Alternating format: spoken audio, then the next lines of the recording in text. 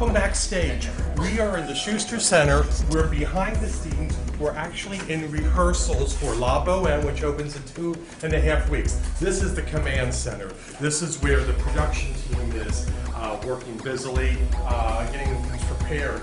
Out here in the Mateel Theater is where we're in rehearsals. Come on in.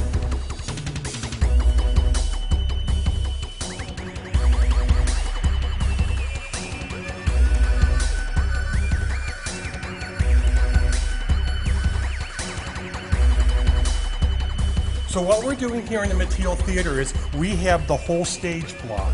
And what's going to happen is in 2 weeks, we're going to move onto the stage of the Me Theater, which is the big 2,100 seat theater. But until then, this is where we're working from. All these lines are parts of the stage, risers, sets, what have you. La Boheme is kind of like a Melrose Place meets Friends, but kind of in the 1800s in Paris. So it's about 6 characters who are friends, comrades, and we're going to meet some of the players, some of the singers who are portraying these characters.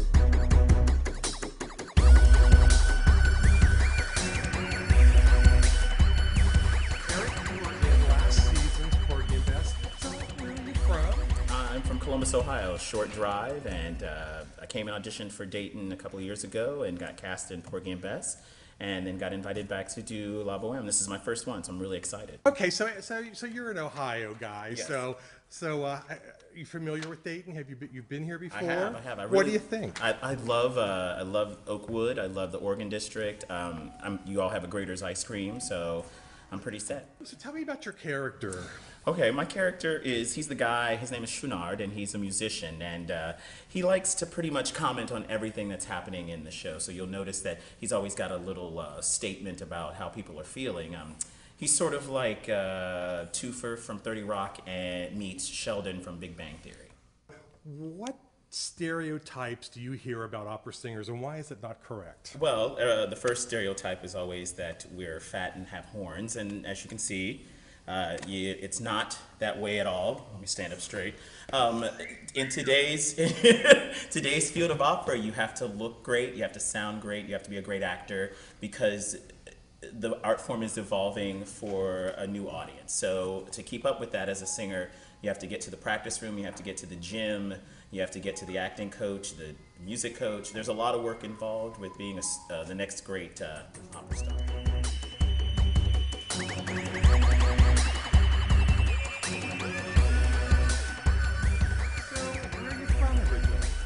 From Syracuse, New York, originally. Born and raised there, and first time in Dayton. Happy to be here. Okay. So can I ask you, what do you think about Dayton, or is it too early yet? It's a great town. It's very similar to the city I grew up in. Lovely downtown area, suburbs, and just very nice feeling of good atmosphere all around. Excellent. Tell me about your character.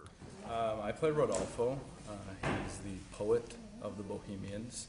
He is kind of moody. He's a good poet, but has no success with it whatsoever. As he's not too bright, I don't think, as he burns his own work in the first part of the opera. But I think he's a cross between, Walt Whitman and Chris Farley. So, you have an iPod? I do not. I have an iPod Touch. Yes, I don't have an iPhone.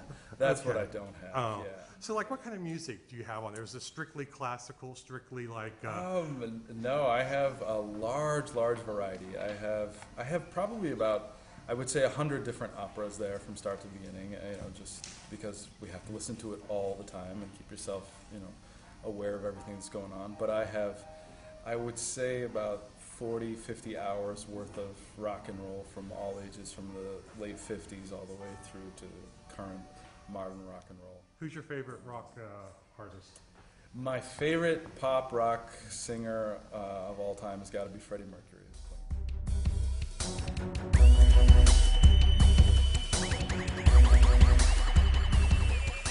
Hey, are we on? Excellent. Hi, my name is Kyle Fortmiller. Grew up outside of Chicago, little town, Elgin, Illinois, famous for the Watch. Now I hail from New York. I've been there, 15 plus years. and this is my first time in Dayton. Great. So you've been in Dayton since the weekend? That's right. So have you seen anything yet? I've seen Downtown and 35. Because I've been on 35 a lot. But I love it here. Yeah. I'm having a great time. Good food. It is good food. Great arts town. Yeah. So tell me about your character. Who are you playing? I'm playing Marcello. He's the painter. And I think it falls on some hard times, as all painters do. He hasn't cut off his ear yet, thankfully. But if I had to say something about, I had to connect him with a TV character, I'm really thinking of like 2 right now, which is a little weird. Because I'm the old school, something new school. It's like, I think the character's name on Moonlighting was like David Addison. It's the Bruce Willis character on that show, combined with like Bill from True Blood, because like the two, he and Musetta are just like this all the time. So when you look at them, you're like, holy cow. So that's really, you had to think of, if you could mesh the 2 of those without the blood sucking, that's kind of him. I don't know. Cool with that? Give me your favorite tune right now on your iPod. Golly day. My favorite tune, all right now, Gravity, Sarah Bareilles.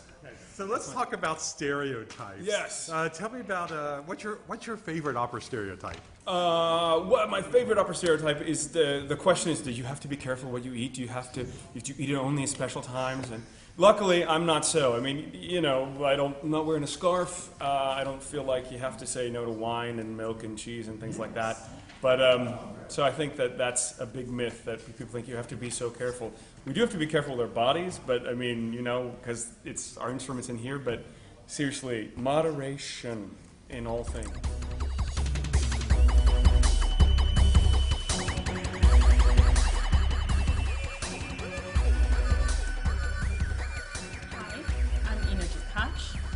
I live in New York City. I was born in Moscow, but I was raised in New York. Now, is that Moscow, Ohio? Is there a Moscow, Ohio? There is a Moscow, right near the nuclear power plant, yes. Oh, no, Moscow, Russia. So, how'd you get over here? Airplane. My family came when I was a small child. Okay, wonderful. So, have you always been interested in opera? Not always. In fact, I got my degree in psychology, which has been helpful, believe it or not, in opera. But I went to graduate school in music. Ah, terrific. So where'd you go to school? I went to Smith College for my undergraduate, and I went to Mannes College for my music degree. Wonderful. So tell us about your character. Well, Mimi is an impoverished seamstress with the soul of a poet. And she falls head over heels in love with Rodolfo, who's equally impoverished, yet very exuberant. Let's see, I guess she's kind of like Cinderella, but with no gown, no prince, and a deadly case of tuberculosis. Do you have a favorite stereotype story? I don't know or if I have question? I don't know if I have a story. I guess sometimes I think people think it's a very glamorous lifestyle to be an opera singer, and I found that it's like maybe 1 or 2% glamour, and the rest emailing, texting, and schlepping. And being interviewed by the city and paper. Being interviewed, yes. So what kind of music do you like? I like all sorts of music. Lately, I find myself listening to a lot of kids' music. I have a 3-year-old daughter, so Itsy Bitsy Spider, I have a little teacup, Fly Me to the Moon, she loves that one. She's very advanced. So what was your last gig? My last gig actually was a La Boheme with Dean Yarvanya.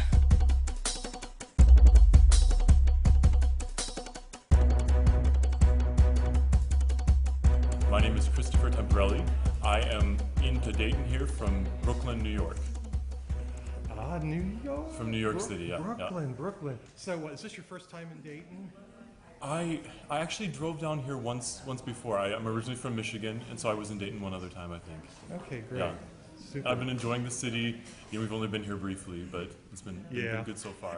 They were talking about who would he be like in maybe modern kind of pop stuff. And the only thing I could really think about was in the it was called Northern Exposure, right? That old TV series. Yeah. And there was the philosopher guy on the radio. What was his name? I think it was Christopher too, wasn't it? Oh, but I know who you're talking. Yeah, there's a radio guy. Rob Morrow? No, he was the doctor. I think that Collini maybe would be closest to that, though Collini's also really engaged in the action, and he's a part of things, running around and doing everything. But he comes out with quotes from antiquity and and just philosophical. At the end, he sees very clearly into human nature, and he has this beautiful analogy he makes with his coat. It's his kind of giving something for the dying Mimi. I think sometimes people don't understand or don't realize how valid opera is for right now and how insightful these composers and librettists were. You know, these stories are just as cutting edge, as human, whatever, as they were when they were written. So I think when I tell people about what the story is going on in Boheme, they're really excited and they want to come and see it. And I think that's one thing that opera needs to be clear, that it's as real as can be. It's just you have to get used to the feeling of it being sung, you know. And if you can get over that, it's even more real than real. It's my iPod is my how to practice for upcoming gigs. So I have lots of that. You know, after rehearsals and everything, sometimes you just like to just sit, you know, you're quiet for a little while. Yeah. I like all sorts of different music. You know, one thing that I'm going to admit it, if I really, really want to get stuff done, I go and I listen to old Ace of Base, because there's just nothing better. I mean, that stuff was great.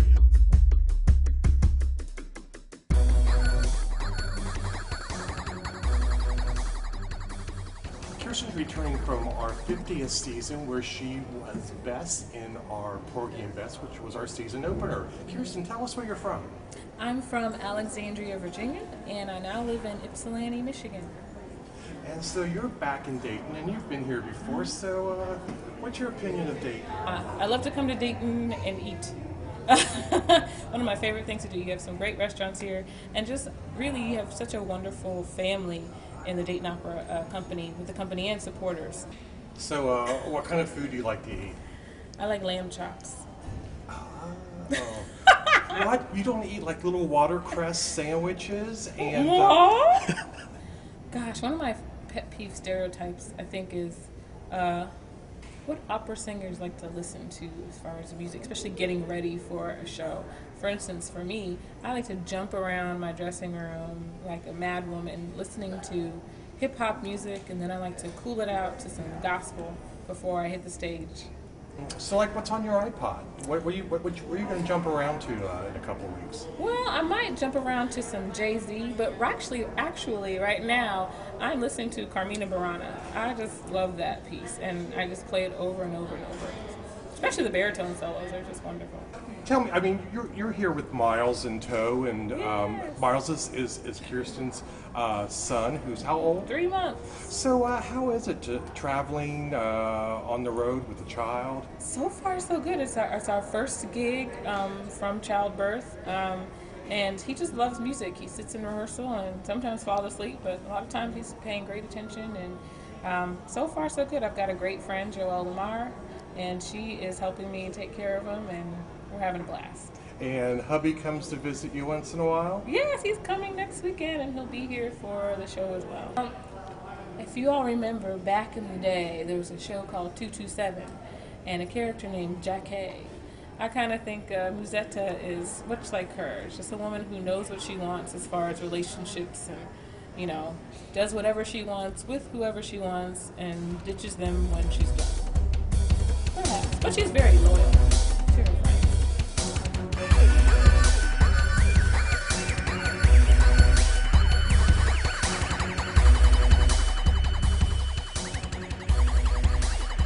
So there you have it. You had an opportunity to meet some of the cast.